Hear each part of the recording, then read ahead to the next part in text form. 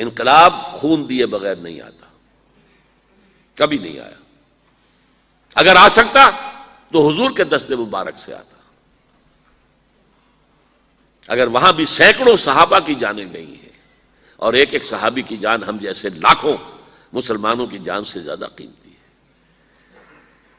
ان کی جانوں پر انویسٹ کیا تھا محمد نے اپنے آپ کو صلی اللہ علیہ وسلم، 13 برس تک جن پر محنتیں کی ہیں اور جن کا تزکیہ کیا، جن کی تربیت کی ہے، جن کو تعلیم دی ہے۔ اندازہ کیجئے کہ حضرت حمزہ کی جان کی کیا قدر و قیمت ہوگی۔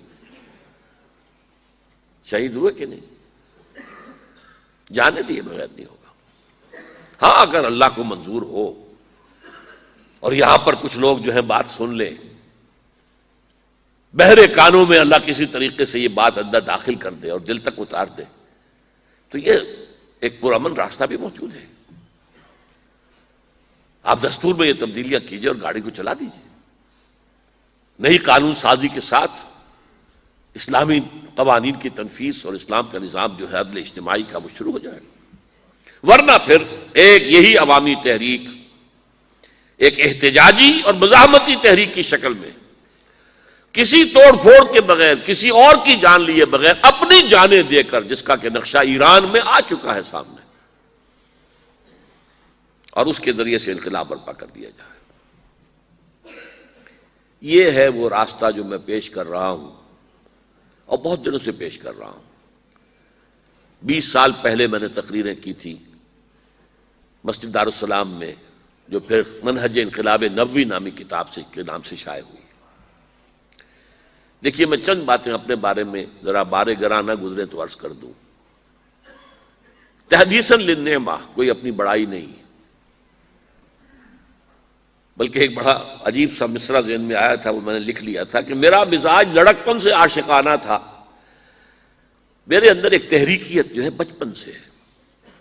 ہائی اسکول کا طالب علم تھا، علامہ اقبال سے متاثر تھا، تحریک پاکستان کا کارکن تھا، حصار ڈسٹرکٹ مسلم اسٹوڈنٹس فیڈریشن کا میں جنرل سیکرٹری تھا، اور دن رات دورے کرتا تھا، ہانسی جا رہا ہوں، سر سے جا رہا ہوں، مختلف مقامات پر ہم جلوس نکالتے تھے، جلسے کرتے تھے، نوائے وقت لے کر پھیل جاتے تھے، اسے جا کے بیچا کرتے تھے۔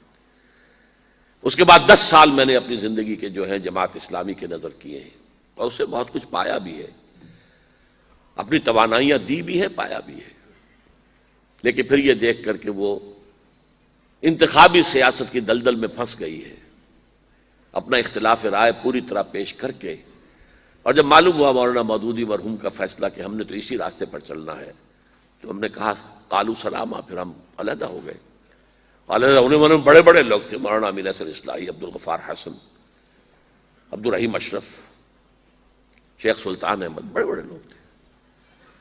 8 سال صحرائے تیہ کے اندر میں بھی بھٹکتا رہا کہ یہ بڑے لوگ کچھ کام کریں، یہ آگے آئیں اور یہ کوئی جماعت بنائے۔ میری تو عمر 25 برس تھی اس وقت کل، تو میں تو کوئی تحریک کا آغاز نہیں کر سکتا تھا۔ They failed utterly. They tried but failed. سن 65 میں فیصلہ کیا کہ اب جو بھی ہو مجھے تو اپنی قبر میں اترنا ہے اور جواب دینا ہے اللہ کے ہاں۔ تب میں نے نقل مکانی کی اور میں لاہور آیا۔ اس وقت سے میں نے کیا کام شروع کیا؟ وہی تجدید ایمان بذریعہ قرآن، قرآن کے دائرے، حلقے، دائرہ ہائے مطالعہ قرآن، حلقہ ہائے مطالعہ قرآن، درس قرآن، یہ میری کچھ دنوں تک پریکٹس بھی جاری رکھی ہے، مشق سخن جاری، اور چکی کی مشقت بھی چلتی رہی، لیکن پھر چھوڑ دیا میں نے سب کچھ۔ آج سمجھیے کہ 35 برس ہو گئے کہ میں نے 1 منٹ، 1 لحظہ دنیا کمانے کے لیے صرف نہیں کیا۔ پروفیشن ترک کر دیا 70 کے اندر، 71 کی شروع، پھر تنظیم قائم کی ہے۔ یہ قرآن کی محنت سے انجمن خدام القرآن قائم ہوئی، اس کی ذیلی شاخیں قائم ہوئی، کراچی میں ہوئی، ملتان میں ہوئی، فیصل آباد میں ہوئی، پنڈی میں ہوئی، پشاور میں ہوئی، کوئٹہ میں ہوئی۔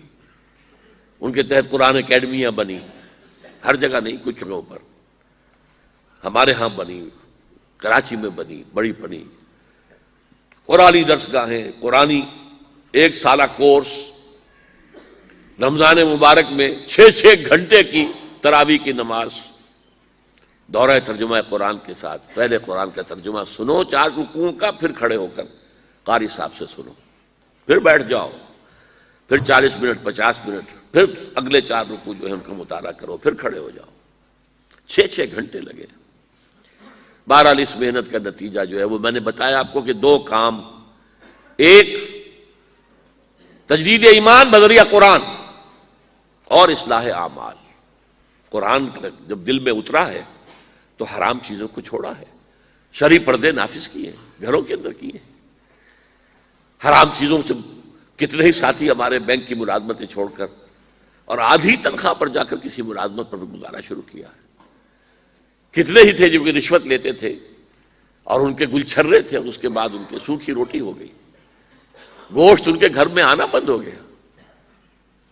یہ سب کچھ ہوا ہے، ہو رہا ہے، رفتار کم ہے لیکن ہو رہا ہے، یہ نہ سمجھی کہ ہے نہیں، ابھی نظر نہیں آ رہا ہے لیکن ہو رہا ہے۔ اس کے بعد تنظیم اسلامی قائم کی کہ بھائی اب اگر قرآن تو کہتا ہے قائم کرو دین کو، ہم نے اپنے رسول کو بھیجا ہے دین کے اظہار کے لیے، غلبے کے لیے، جہاد کرو اس کے لیے۔ سورہ صف میں بھی فوراً اس کے بعد جہاد، یا ایھا الذین آمنوا ھل ادلکم علی تجارۃ تنجیکم من عذاب علیم تؤمنون باللہ ورسولہ وتجاہدون فی سبیل اللہ باموالکم وانفسکم۔ اور سورہ صف میں تو جو سخت آیت آئی ہے، اے نبی سے کہہ دیجئے قل ان کان آباؤکم وابناؤکم واخوانکم وازواجکم وعشیرتکم واموال اقترفتموها وتجارۃ تخشون کسادها ومساکن ترضونها احب الیکم من اللہ ورسولہ وجہاد فی سبیلہ فتربصوا حتی یأتی اللہ بامرہ واللہ لا یہدی القوم الفاسقین۔ اے نبی کہہ دیجئے اے لوگو، اگر تمہیں اپنے باپ اور بیٹے اور بھائی اور بیویاں یا بیویوں کے لیے شوہر اور رشتہ دار اور وہ مال جو تم نے بڑی محنت سے جمع کیے اور وہ کاروبار جو تم نے بڑی محنت سے جمائے ہیں اور اندیشہ رہتا ہے کہ کہیں کساد بازاری نہ ہو جائے، اور وہ محل جو تم نے تعمیر کیے ہیں، جو حویلیاں بنائی ہیں جو تمہیں بہت محبوب ہیں، اگر ان 8 چیزوں کی محبت اللہ اور اس کے رسول اور جہاد کی محبت سے بڑھتی ہے، اگر زیادہ ہے تو جاؤ دفع ہو جاؤ، انتظار کرو یہاں تک کہ اللہ اپنا فیصلہ سنا دے۔ اور اللہ ایسے فاسقوں کو، ناہنجاروں کو زبردستی ہدایت نہیں دیتا۔ تو آؤ بھائی اب اٹھو، قرآن تو یہ کہہ رہا ہے، قرآن پڑھا ہے تو اب قرآن کی پکار پر لبیک کہو۔ لہذا اس پر پھر تنظیم اسلامی ہم نے قائم کی ہے۔ بہرحال 1965 سے جو میں نے لاہور آ کر کام شروع کیا، اب یہ 2005 ہے، پورے 40 برس مجھے ہو چکے۔ اگرچہ ایکٹیوسٹ کی حیثیت سے تو میں اپنے زمانہ طالب علم سے ہوں، اور درس قرآن تو میں نے میڈیکل کالج کا طالب تھا تب سے شروع کر دیا تھا، لیکن یہ تو میرے 35 سال جو ہیں، 40 برس اس کام میں لگے ہیں۔ اب میں آپ سے تعاون مانگتا ہوں، من انصاری اللہ، بلکہ میں اس سے آگے بڑھ کر کہتا ہوں من انصارنا الی اللہ۔ اب چونکہ جماعت ہے، تنظیم ہے، اب میں اکیلا نہیں ہوں۔ گئے دن کے تنہا تھا میں انجمن میں، یہاں اب میرے رازداں اور بھی ہیں، ساتھی ہیں میرے۔ ایک قافلہ چھوٹا سا ہی چل رہا ہے، اور میرا معاملہ تو یہ ہے کہ میں تو اب چراغ سحری ہوں۔ کبھی کبھی آج کل مجھے خیال آتا ہے یہ میں اتنا ایکٹیو ہو گیا ہوں، میں 33 دن کا انڈیا کا دورہ کر کے آیا ہوں، اور کم سے کم 30 دن تو روزانہ رات کو یہی نشستیں رہی ہیں، 2 گھنٹے تقریر، 1 گھنٹہ کوسچن آنسر، اور دن میں اس کے علاوہ پروگرام بے تحاشا۔ یہ میں نے کیسے برداشت کر لیے، کیسے جھیل لیے؟ میں ڈائبٹیز کا مریض ہوں، میں بلڈ پریشر کا مریض ہوں، میرے کمر کے اندر 2 جگہ پر جو ہے لین ہے، میرے گھٹنوں کا آپریشن ہو چکا ہے، میں کھڑا نہیں رہ سکتا، میں زیادہ دیر بیٹھ نہیں سکتا، یہ تقریر میں بیٹھا ہوا ہوں، ویسے بیٹھنا پڑے مجھے 15 منٹ تو میرے کمر میں درد شروع ہو جائے گا۔ اس حالت میں مجھے کچھ نہیں ہوتا، کوئی شے مجھے جو ہے پریشان نہیں کرتی، لیکن ویسے تو میں 15-20 منٹ بھی بیٹھوں گا تو میری کمر میں تکلیف ہو جائے گی، کھڑا رہنا تو ممکن ہی نہیں ہے، بیٹھ کر نماز پڑھ رہا ہوں۔ تو میرا خیال ہوا یہ چراغ سحری جیسے چراغ بجھنے سے پہلے بھڑکتا ہے، شاید یہ کیفیت میری ہے، واللہ عالم۔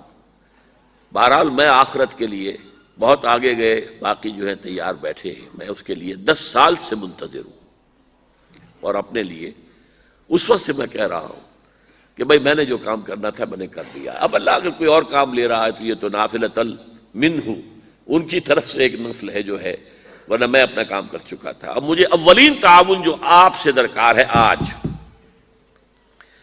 میری بات کو اچھی طرح سمجھنے کے لیے کچھ تھوڑے سے پیسے اور کچھ تھوڑا سا وقت صرف کیجیے.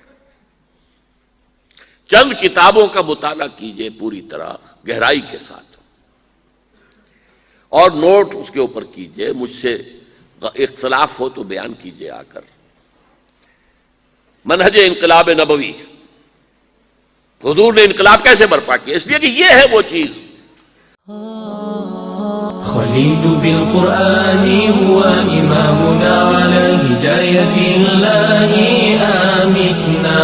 كلام ربنا هدايتنا، عطاء جبريل على رسولنا.